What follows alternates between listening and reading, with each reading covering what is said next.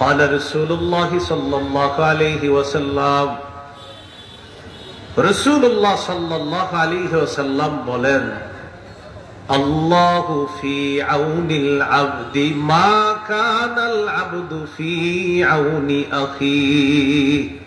অনুবাদটা কত সুন্দর, একটু মন দিয়ে শোনেন।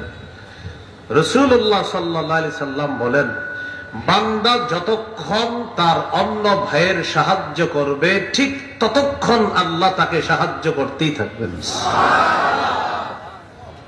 বান্দা যতক্ষণ অন্যকে সাহায্য করতে থাকবে ততক্ষণ আল্লাহ তাকে সাহায্য করতে থাকবেন।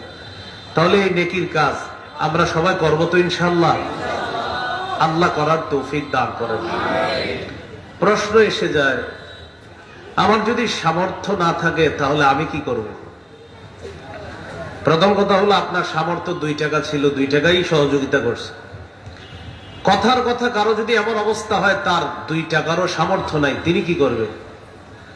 তিনি মুখ দিয়ে 2-4টা ভালো কথাও তো বলার সামর্থ্য রাখে।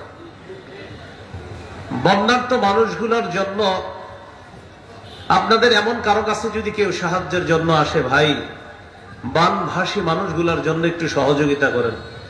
যদি আপনি সহযোগিতা করতে না পারেন তখন আপনি বলবেন, ভাই আমি তো পারলাম না।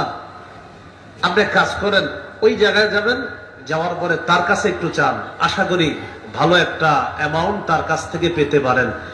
এর মানে আপনি নিজে দিতে পারেন নাই, কিন্তু একজনের ব্যাপারে আপনি রাস্তা দেখায় দিছেন, সঠিক একটা জায়গা বলে দিছেন যে এখানে গেলে কিছু পাবেন ইনশাআল্লাহ। তাহলে মুখ দিয়ে আপনি শুধু রাস্তা দেখায় দিছেন, যেখানে গেলে সঠিকভাবে সেখান থেকে কিছু অনুদান পাওয়া যাবে, এই রাস্তা দেখায় দিছেন। হাদিসের ভাষ্য অনুযায়ী আপনি দান না করেও, আপনি কোনো অর্থ তাদেরকে সহযোগিতা না করেও, শুধুমাত্র রাস্তা দেখায় দেওয়ার কারণে তারা তার কাছে যাওয়ার পর যে সাহায্য সহযোগিতা পাবে, সেই সাহায্য সহযোগিতা করার কারণে তিনি যেই সওয়াব পাবেন, আপনি রাস্তা দেখায় দেওয়ার কারণেও সেই পরিমাণ সওয়াব পাবেন। কি শিখলাম? নিজে না পারলেও রাস্তা দেখায় দিব, বলেন ইনশাআল্লাহ। দলিল তিরমিজির বর্ণনা 2670 নম্বর হাদিস, 2670 নম্বর হাদিস। قال رسول الله صلى الله عليه وسلم, রাসূলুল্লাহ সাল্লাল্লাহু আলাইহি সাল্লাম এই হাদিসের মধ্যে বলেন, ইন্নাদ দাল্লা আলাল খাইরি কাফাইলি।